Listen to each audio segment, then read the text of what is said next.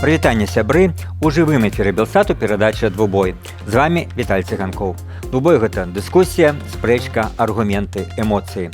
Удзельнікі праграмы – людзі, якія маюць розныя погляды і падыходы да нейкай важнай праблемы. Тэма сённяшняга «Двубоя» – што адбудзецца з легітымнасцю Святланы Ціханаўскай пасля 25-го году і якімі ввогуле павінны быць беларускія дэмакратычныя сілы.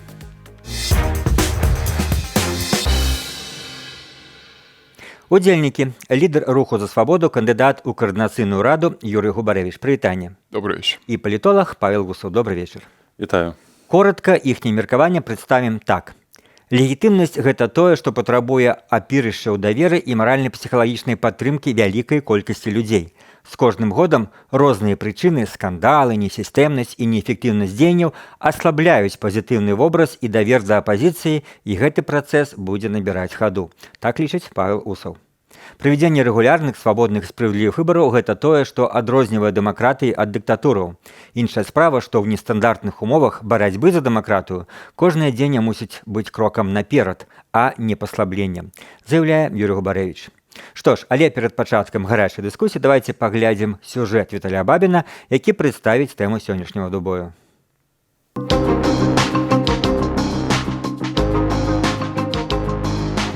Паводле грамадскіх апытанняў, сведчанняў назіральнікаў і электроннага галасавання Святлана Ціханаўская атрымала перамогу ў минулых прэзідэнцкіх выбарах над Александром Лукашэнкам. Пазней пад ціскам спецслужбаў выехала за мяжу. А яшчэ праз некаторы час у лістападзе 2022 года прызнала сябе абраную прэзідэнткаю Беларусі. Разам з тым мандат Ціханаўскай можа скончыцца ўжо на лета, бо менавіта на 2025 у Беларусі запланаваныя новыя прэзідэнцкія выбары. Святлана Ціханаўская формально не уступила ў сваю пасаду. Прэзідэнт-элект – это статус, які абазначае чалавека, які перамог на выбарах, але не пачаў выконваць свае абавязкі.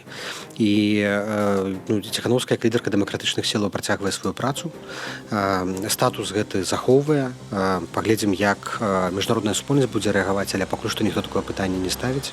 Менавіта ў ролі дэмакратычнай лідаркі Святлану Ціханаўскую прымаюць на міжнародных пляцоўках, а некаторыя краіны, як да прыкладу суседняя Літва, нават разглядаюць яе ў якасці законнага кіраўніка дзяржавы. Фактычна ж, кажа палітолог Дмітрый Балкунец, ситуация выглядает трохи инакш. Формально, де-факто Лукашенко признается как руководитель, который контролирует ситуацию в стране. Сколько посольств иностранных государств отозвали своих представителей из Минска? Почти все работают, за исключением нескольких послов, где там не произошло какое-то изменение, но и за исключением посла США, который с 2008 года отсутствует. Паводле прадстаўніка руху «Вольная Беларусь» Павла Усава, каб працягнуць статус Ціханаўскай, неабходныя выбары, якія б забяспечылі ёй права на гэты фармальны тытул. Аднак казаць пра такія выбары, як пра легітымныя, ў сённяшняй сітуацыі не выпадае, а ўлады наўрад ці зарэгіструюць альтэрнатыўнага дэмакратычнага кандыдата, падкрэслівае старэйшы дарадца Ціханаўскай Франак Вячорка. Палітык нават дапускае, што Лукашенка наагул можа адмяніць будучыя прэзідэнцкія выбары. Тым не менш, калі з'явіцца нейкі лідар, які пакажа вынікі блізкія да 20-го году і сапраўды адолее Лукашэнку, безумоўна, з'явіцца новы лідар. Канфігурацыя дэмакратычных сілаў, яна можа мяняцца, несумненна. Але пакуль што больш моцныя асобы, больш пазнавальныя, уплывовай, і Беларусі за мяжой у нас няма. У кастрычніку летась дэмакратычныя сілы Беларусі адкрылі офіс пры Радзе Еўропы ў Страсбуры. Раней гэтае месца займаў прадстаўнік афіцыйнага Менску. Ці значыць гэта, што каманда Ціханаўскай усё болей адваёўвае тэрыторыю ўплыву ў лукашэнкаўскага рэжыму, а міжнародныя палітычныя структуры і надалей будуць разглядаць Святлану Ціханаўскую як легітымнага прадстаўніка беларускага народу. Дальнейшие события будут зависеть исключительно от позиции, в том числе западных стран и доноров, которые ее финансируют.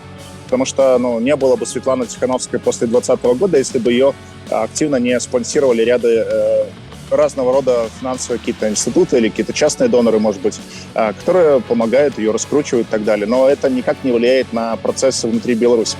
У аб'яднаным пераходным кабінеце падкрэсліваюць, Ціханаўская не дамагаецца прызнання сябе прэзідэнтам для сябе асабіста. Дэмакратычная лідарка ў першую чаргу імкнецца да таго, каб апазіцыя і грамадзянская супольнасць прызнаваліся міжнароднаю супольнасцю як законныя прадстаўнікі інтарэсаў беларускага народу.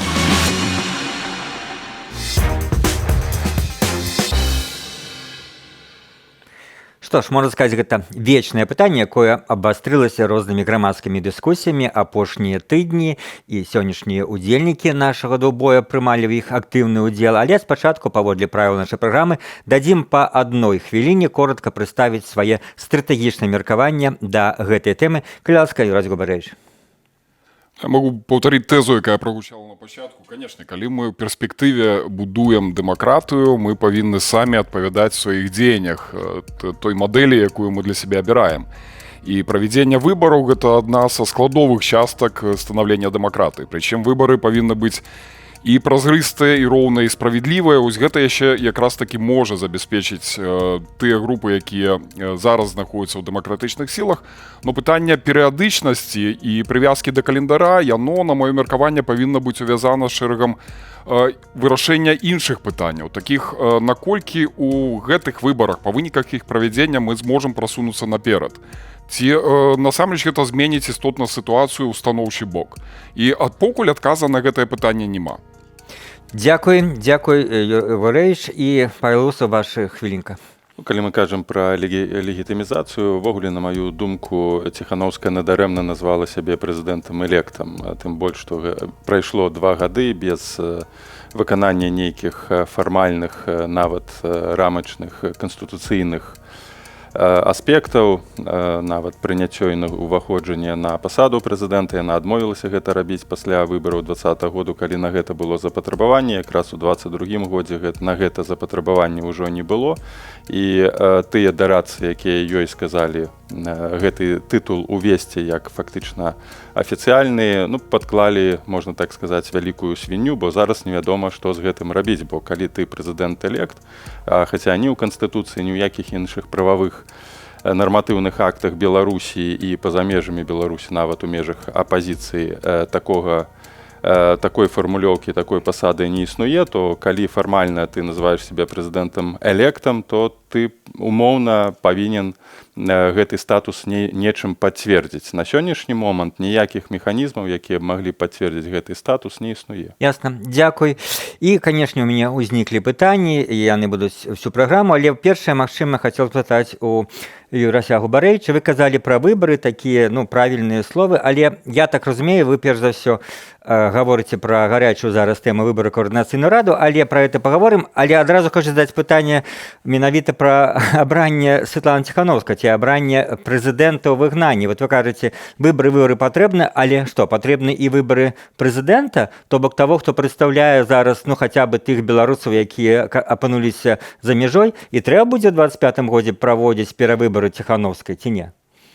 Пытанне якраз такі не в датах. Калі мы знову абапіраемся на нейкія даты, мы просто калькуем, капіруем то, што закладзена ў Канстытуцыі Лукашенка. У ліпені павінны адбыцца выбары, значыцца мы іх праводзім.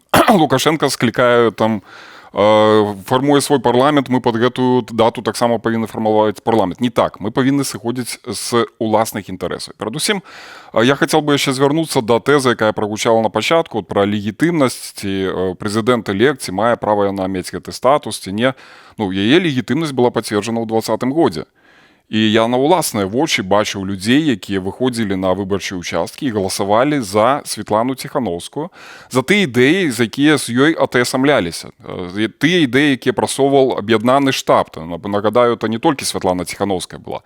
Пытанне не в асобе. Калі мы гаворым пра асобу, в палітыцы так бывае, што і не асоба мае вырашальнае значэнне, а ідэі, якія это асоба, з якой атаясамляецца эта асоба. Якія это былі ідэі? По-моему, галоўная ідэя была, абы не Лукашенко. Перамена ў Беларусі. Перамена ў Беларусі. І я тут бы таксама не зводзіў да моманта, што абы не Лукашенка і хто заўгодна. У Святланы Ціханаўскай была свая праграма, якраз такі быў адзін з удзельнікаў з той міжпартыйнай групы, якая распрацоўвала эту праграму. Яна яе прэзентавала падчас выбарчай кампаніі. Я перакананы, калі б праграма была іншая, калі б яна капіравала тое, што рабіў да гэтага Лукашенка, то і за еб не прагаласавалі. Я вот здагадваюсь, нешта мне падказвае, што Павел Усов не пагадзіцца з тым, што Святлана Ціханаўская абрала тады большасць. Во всяком разе, прадстаўнікі вашай сілы вольнай Беларусі не раз пра гэта кажуць. Не абрала, а прагаласавала. Гэта розныя рэчы. Другі момант вельмі важны. Легітымнасць не надаецца пажыццёва. Легітымнасць – гэта такая з'ява, якая вельмі хутка мяняецца бо легітымнасць агульна гэта падтрымка, якую і ці давер, якой надзяляе грамадства тую ці іншую асобу. І калі няма іншых інстытуцыянальных механізмаў, якія, скажам, забяспечваюць матэрыяльнае існаванне легітымнасці ў аспекце там дэпутата ці прэзідэнта, ёсць выключна псіхалагічна-маральная легітымнасць, гэта падтрымка. Гэта наш варыянт. І гэта легітымнасць мы бачым. Падтрымка, яна паніжаецца. Дзякуючы чаму? Дзякуючы тым праблемам, якія існуюць у апазіцыі, скандалам, недаверу, відавочна неэфектыўнасці, бо было шмат абяцанняў, было шмат нейкіх праектаў, якія не былі выкананы. У апошнія часы гэтыя нейкія эфектыўныя дзеянні у медыйнай прасторы замяняюцца скандаламі. Апошнія скандалы, напрыклад, з кабінетам той жа Сахашчык і Святлана Ціхановская, тое, што павінен рабіць лідар, бо тут мы ўжо кажам пра лідарскія якасці і якасці прэзідэнта-электа. Фармальна яна так, да 25-га яшчэ нейкім чынам можа казаць пра нейкую такую фармальную інстытуцыйнае прадстаўніцтва. Але яшчэ раз кажу, што падтрымка рэальная, яна і ў Беларусі, за межамі Беларусі падае, і ёй не хапае лідарскіх якасцяў узяць на сябе адказнасць у кіраванні кабінета. Яна кабінетам не кіруе. У адказнасць за тое, што робіць, што выказвае. Напрыклад, на маю думку, за скандальнае выказванне таго ж Сахашчыка умоўна любы ўрад змяніў бы гэтага міністра, квазі-міністра. Я абсолютно тут не згодны. Па-першае, ось пасылы, легітымнасць зніжаецца і так далей. Хто стаіць з той лінейкай, які вымяряе гэтую легітымнасць? Добра, так, а хто стаіць? Вось менавіта на чым? На ўласнае меркаванне, на допіс сваіх сяброў у Фейсбуку можна, канешне, арыентавацца. Але пытанне, калі давайте правядзем шырокае, там, калі не сацыялагічнае даследаванне, то хаця б пытанне грамадскай думкі. Добра, калі 35% будзе падтрымліваць умоўна, это будзе легітымнасць? Не, ёсць іншыя людзі, каго падтрымаюць. Это першае. Другое, прывязаць скандалы таксама вельмі цудоўна. Такі тэзіс, які лёгка аспрэчваецца. Дзе ў дэмакратыях не бывае скандалаў? От у дыктатурах якраз такі все спакойна. У Лукашэнкі, у яго атачэнні ёсць нейкія скандалы? Не, все ціха, мірна. Калі хтосьці не так зрабіў, калі ласка, адразу ў турму і пытанняў няма. Ніхто нават Германії, в США, в Польше скандалы ёсць кожны дзень палітычныя. І калі на то пайшло, гэтыя скандалы, гэта скандалы самой Ціхановскай, вакол яе асобы, это людзей, якія вакол яе. Так, і гэтыя пытанні вырашаюцца. Яна можа несці адказнасць. Былі сітуацыі з тым жа кабінетам, было два прадстаўніка, якія вымушаны былі сысці з кабінета. Но гэта не скандалы Ціхановскай. Нават больш за то. Прыклад, нават скандалы могуць служыць плюсам. От паглядзіце на Трампа, вакол кампаніі якога сплошныя скандалы. І тым не менш, хто скажа, што ў яго няма легітымнасці і падтрымкі значнай часткі выбарцаў США? Тут даволі сур'ёзная праблема, а яна базуецца на тым, што апазіцыя ўспрымаецца насельніцтвам, перш за ўсё, якое не падтрымлівае Лукашенка, як нешта ідэальнае ў сэнсе маральных якасцяў. І калі гэтага ідэальнага няма, і па сутнасці, калі прадстаўнікі апазіцыі нічым не адрозніваюцца ад тых, хто знаходзіцца ў уладзе, у простага чалавека ўзнікае пытанне: а на халеру вы мне патрэбны? І чаму я буду змяняць нешта ў Беларусі, бо людзі сыходзяць не з глобальных аспектаў, а з розніцы. Персоналізм. Не персоналізм. Гэта не сажаюць кагосьці, в турму забіваюць кагосьці. У сэнсе маральным. Не. Ну, пачакайце, калі такім людзям умоўна са слабымі маральнымі якасцямі даць уладу, то можна сабе прадставіць. Лукашенко таксама, калі быў умоўна кандыдаваў, не казаў, што будзе кагосьці забіваць. І казаў, што ён лепшы ад той сістэмы Кебіча і номенклатуру. Гэта не дапушчэнне. Гэта не дапушчэнне. Яго каманды, тых сілавікоў, якія зараз вакол яго робяць невядома што ў Беларусі. Гэта ўжо вынік. Гэта вынік. Сотні людзей пісалі і лічаць, што калі Пазняка дапусціць да ўлады, ён будзе рабіць то, што Лукашенко. Гэта таксама персаналісцкае стаўленне. У вас больш часу ўжо нават было, дарэчы. Да 20-го году большасць насельніцтва ў Беларусі ўсё задавальняла, нават тую ж самую Ціхановскую, нягледзячы на тое, што Лукашенко там забіваў ужо з 99-го году. Пытанне ў тым, што людзі не ведалі, а і заўсёды нават пасля да 20-го году да апазіцыі падыходзілі менавіта з пункту гледжання, што апазіцыя якасна, маральна лепшая. І тое, што мы можам зараз зрабіць як апазіцыя, гэта даказаць, што мы лепшыя як людзі, перш за ўсё, у параўнанню з тымі, хто знаходзіцца на сённяшні дзень ва ўладзе, што мы не карупцыянеры, што мы там не выкарыстоўваем бяду людзей, якія знаходзяцца ў Беларусі ў сваіх карысных мэтах і гэтак далей. Вось маральны аспект гэта асноўна, што мы можам сёння захаваць і што мы павінны развіваць. Тут абсалютна згодны з Губарэвічам адносна таго, што калі мы кажам пра дэмакратыю, ну то давайте дзейнічаць згодна з прынцыпамі дэмакратамі, празрыстасць, адказнасць. Зрабіў скандал, памылку абсалютна абсурдную, ну то прабач, ты павінен сысці. Калі Ціхановская гэтага не можа зрабіць, гэта сведчыць пра тое, што яна не лідар. Ну, покуль все атрымлівалася. Добра, давайте паслухаем яшчэ одно меркаванне. В другім раунде двубоя зробім... Вы кажаце пра Зарэцкую, якая сышла сама па прычыне скандалу, так і кажаце пра Азарова, якога змусіў сысці каардынацыйная рада. Нічога Ціхановская ў гэтым рашэнні не прымала. Можа быць, пакуль мы записываем праз некалькі дзён і па Сахайчыку будзе прынята некае рашэнне, давайте не гаварыць, што это немагчыма. Другі раунд двубоя.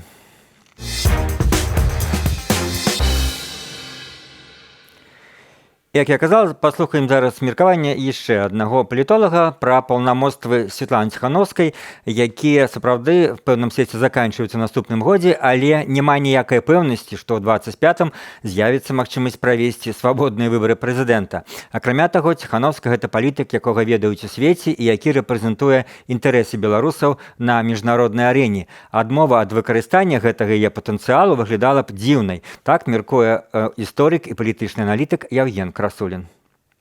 По логике и по конституции, и, уласна кажучи, по эффективности, и просто по рациональности. Варто бы у 25-м году это пытание откласть. Можно, например, там собрать, не ведаю, конгресс и там, скажем, вырашить на який термин мы откладаем, бо бясконца откладать таксама немагчыма. Самы лепшы ресурс, самы цудоўны прэзідэнт, самая цудоўная Святлана Ціхановская, яна не можа быць эфектыўнай і вечнай.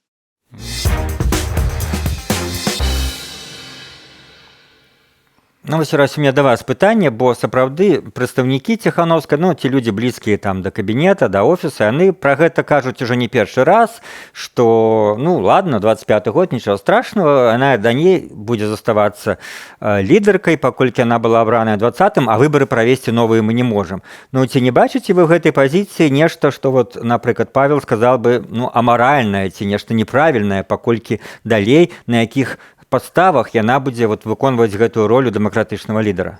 Ну, при этом мы бачым, што яны дапускаюць, што ўсё ж такі яна не вечная і перавыбары павінны адбыцца, павінна быць аднаўленне. Я пра гэта таксама казаў у пачатку перадачы, што любая дэмакратычная сістэма без перыядычных выбараў гэта ўжо не дэмакратыя. Калі адзін раз кагосьці абралі, это не значыць, што навечна. Пытанне, як праводзіць гэтыя выбары, каб был эфект і был крок наперад, а не адступленне.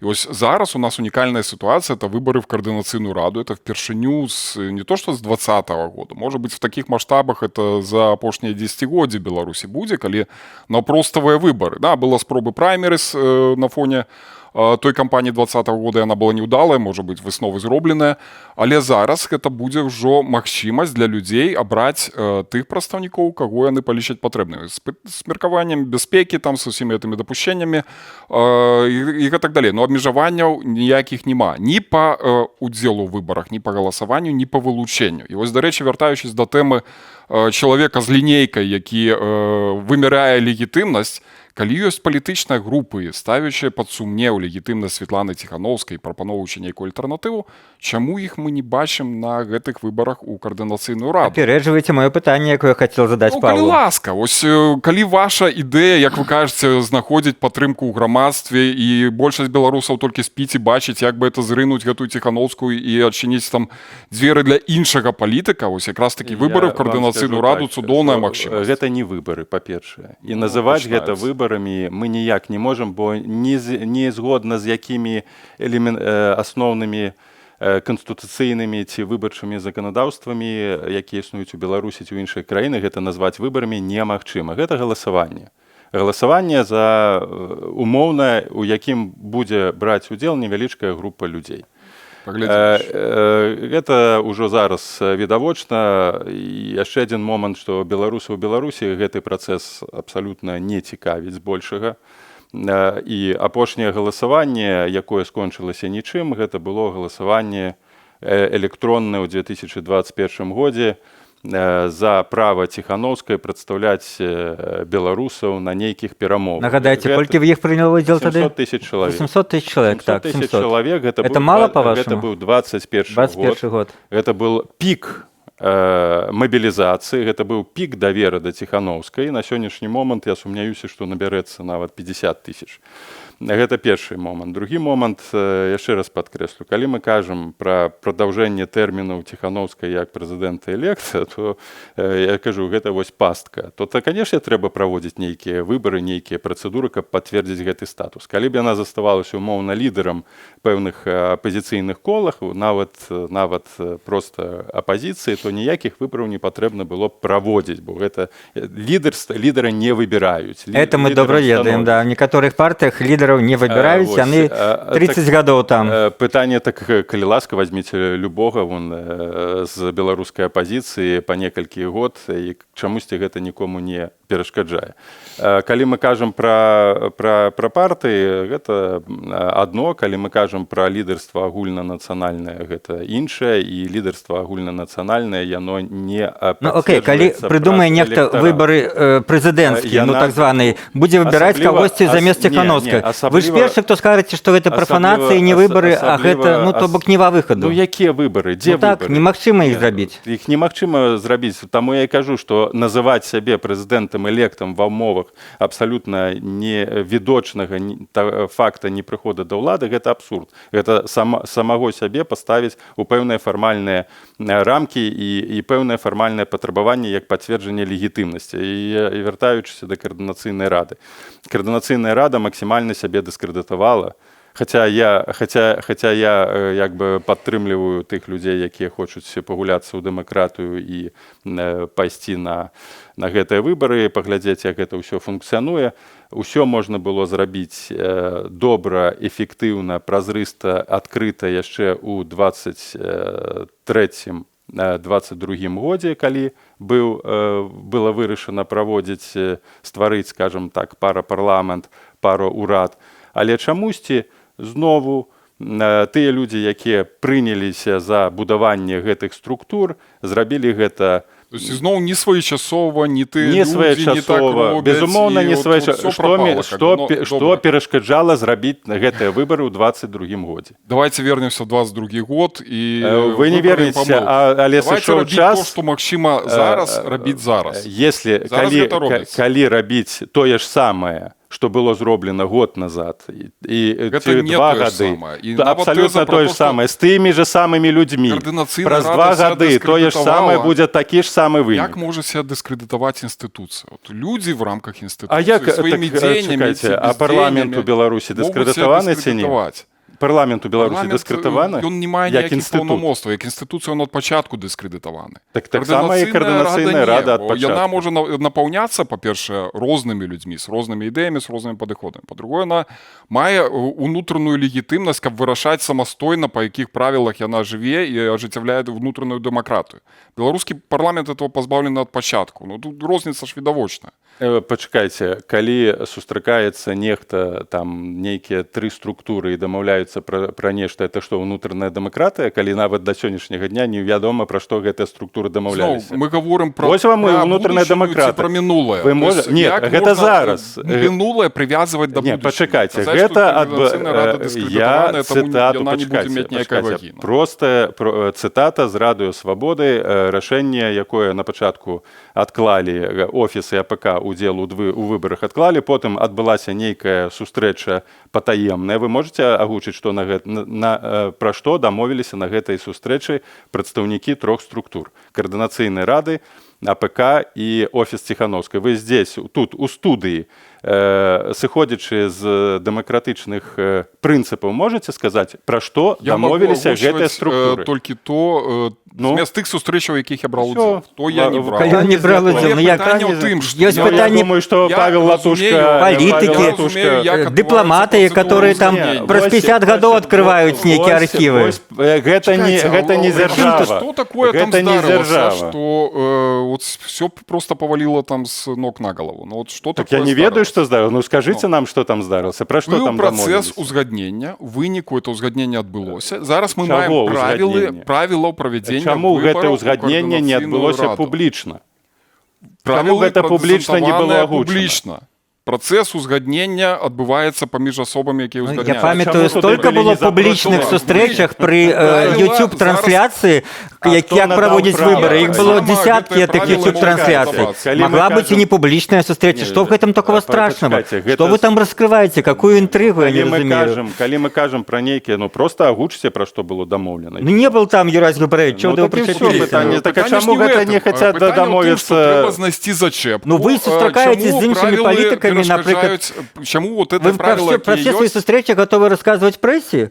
Зусім не абавязкова. Ну калі вы Пачакайце, сустракаеце з іншымі не. палітыкамі, нешта дамаўляецесь Давайте не вольнай змешваць. Беларусі. Гэта умоўна публічныя прадстаўнічыя структуры, як умоўна кабінет, КС і офісы. Это людзі, постаці, якія кажуць, што яны з'яўляюцца прадстаўнікамі беларускага народа, беларускай апазіцыі. Прадстаўнікі Яны любого сустракаюцца паміж сабой. Прадстаўнікі любога ўраду, што не могуць таемна праводзіць паміж сабой Мы сустрэчы? можем 2 гадзіны Нямецкі ўрад, польскі ўрад не мае права на таемныя сустрэчы, Якія все павінен працэсы? расказваць прэсе. На Это пачатку. некае патрабаванне Не, Мы дзіўнае. можем 2 гадзіны Да-да. абмяркоўваць нейкія Вы ўжо проста змешваеце і не разумееце, пра што Я це правда не разумею. Давайте- Для кагосьці нагодай не ўдзельнічаць выбараў было то, што ў Координацыйнай рады не памянялі назву. Вот, ну, былі такія сілы. Яны абгрунтавалі сваю слабасць і сыход з этого працэса. Калі ласка, я кажу пра то, што калі па выніках ёсць правілы, па якіх зараз у выбарах прымае ўдзел розных 12 палітычных групаў. Ці ёсць да гэтых правілаў, якія ўжо зараз рэалізуюцца, нейкія прэтэнзіі. Вот асабіста для мяне таксама я мог бы і працэс мне не падабаецца, можа назвы памянял бы і так далей. Но калі я гляжу на тыя правілы, якія агучаны, я прымаю рашэнне, што я ўдзельнічаю, бо там ёсць 2 асноўных крытэры. Гэта роўнасць.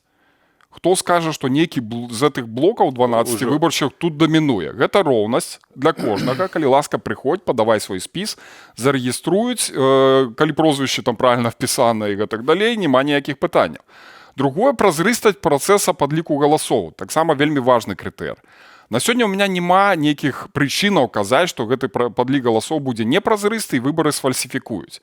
Менавіта таму я беру ўдзел у гэтых выбарах. А спасылацца і казаць паўгадзіны тут пра то, што хтосьці не так сел, там, не паінфармаваў, там. Правілы ёсць, давайте, калі ласка. Гэтыя правілы заўсёды былі ў апазіцыі. Апошні прыклад правілаў, якія парушаліся нон-стоп, гэта былі праймеры з 2020 году, які прывёў да жудаснага канфлікту і дыскрэдытаваў татальна апазіцыю. Вы мне будзеце казаць пра правілы. Вы таксама бралі там удзел. І тое ж самае будзе з гэтымі выбарамі. Там не было парушэнняў, дарэчы, там была пазіцыя тых ці іншых асобаў, які на нейкім этапе пазіцыі тых ці іншых асобаў Але правілы гуляюць выконваліся ад пачатку да канца. Мы ведаем, як гэтыя правілы выконваюцца Добра, ў можна апазіцыі. бесконца шукаць зачем, Давайте- удзельнічаць у працэсе. Давайте вы зададите Позиция один одному такая. пытанию, может быть, вам удастся згарнуть з гэтай тэмы і на больш цікавую. Хто гатоў, хто першы хоча задаць пытанне? Павел, вы разгарячыліся, задавайте пытанне Юрасю. Добра, спадар Губарович, скажыце, вось вы трапіце, ну, выберуць вас, прагаласуюць за вас у Координацыйную раду. Як вы збіраецеся, як прадстаўнік Координацыйнай рады, па-першае, палепшыць працу гэтага інстытута, а па-другое, палепшыць ягоны статус у вачах беларусаў? Ну, самі выбары наўпроставыя палепшаюць статус Координацыйнай рады.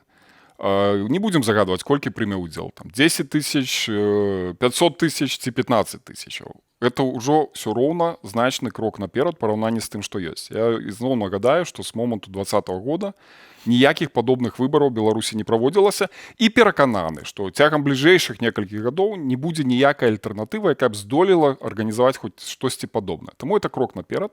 Гэты статус павышаецца ў ачах і беларусаў, і міжнароднай супольнасці, бо нарэшце мы адыходзім ад этой кулуаршчыны. Вот тут я з Павлом Усовым абсалютна пагаджусь, што працэдура фармавання каардынацыйнай рады папярэдняго склікання была, ну, так сабе, скажам.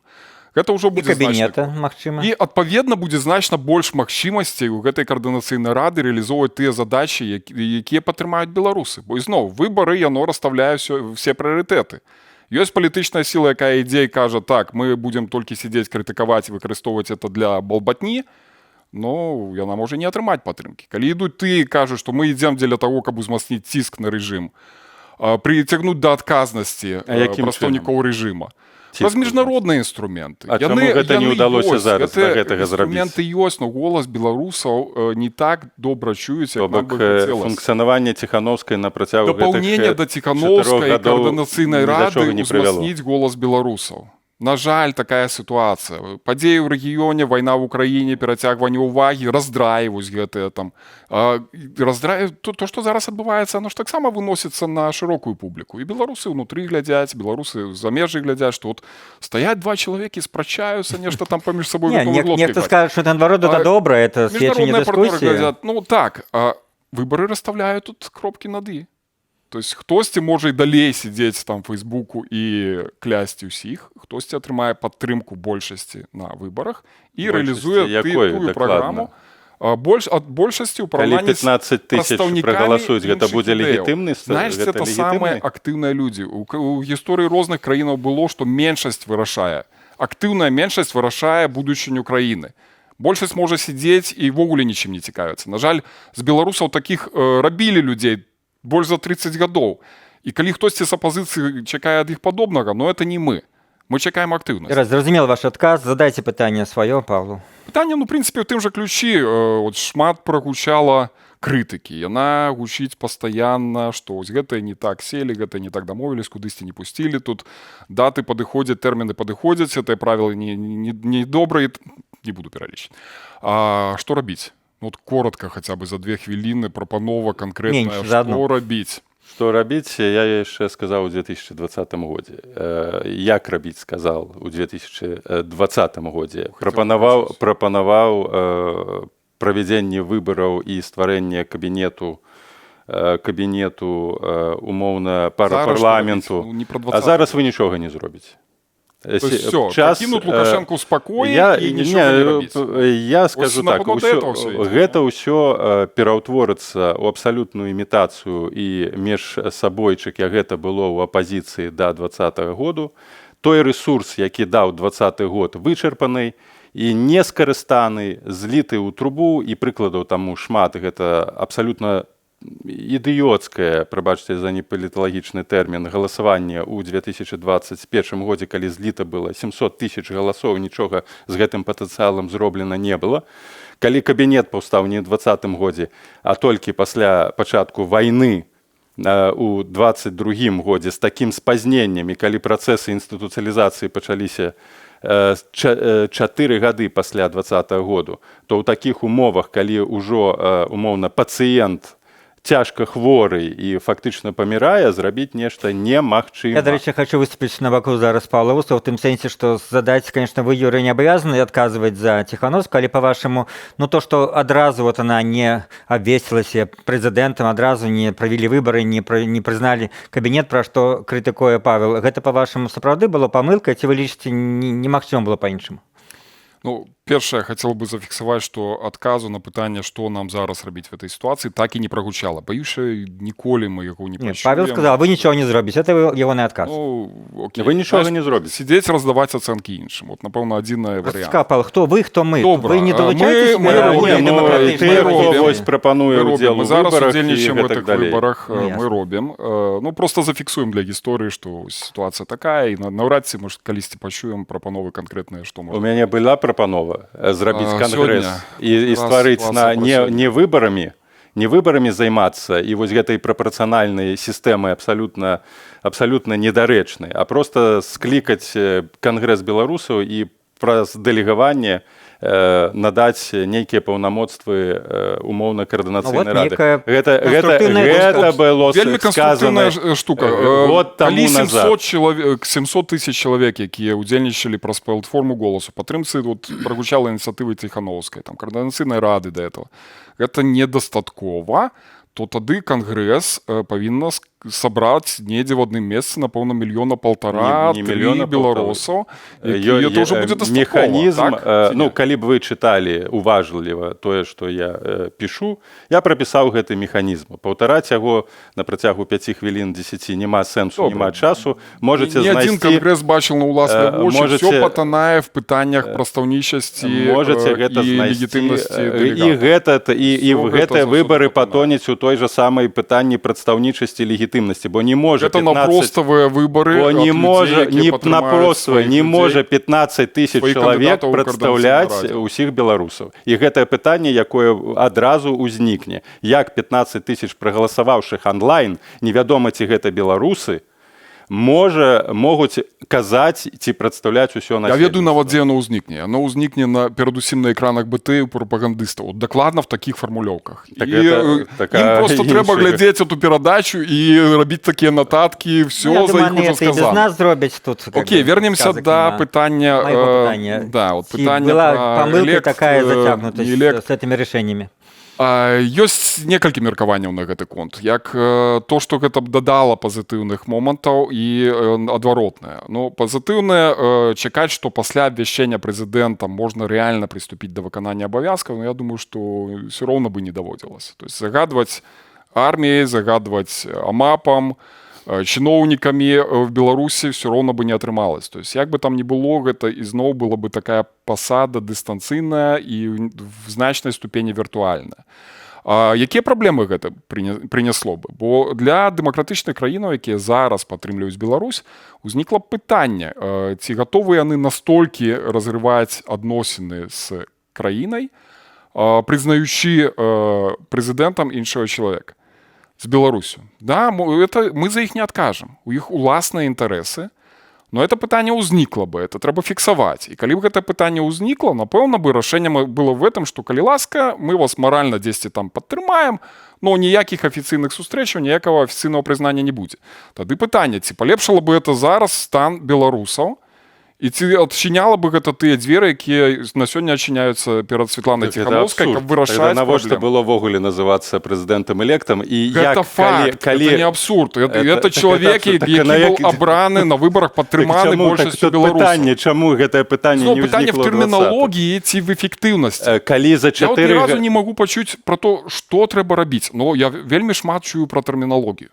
Я чалавек-практык. Я бачу, дзе можна штосьці рабіць, а дзе можна проста займацца побатам. Так чаму нічога не зроблена за 30 год? Вось вы чалавек-практык. Чаму нічога не зроблена Сотні за 30 тысяч год? беларусаў атрымалі магчымасць уладкавацца в Польшы. Калі б не было такога прадстаўніцтва ад беларусаў, якое ёсць расставлена Святланай Ціхановскай, ці было бы такое же самае стаўленне? Было бы, ці вырашались бы пытанні беларусаў? Такія ж пытанні вырашаліся пасля 2006 Ці былі бы такія года і кампаніі 2010 падтрымкі, года? не тыя маштабы абсалютна тут параўноўваць не трэба.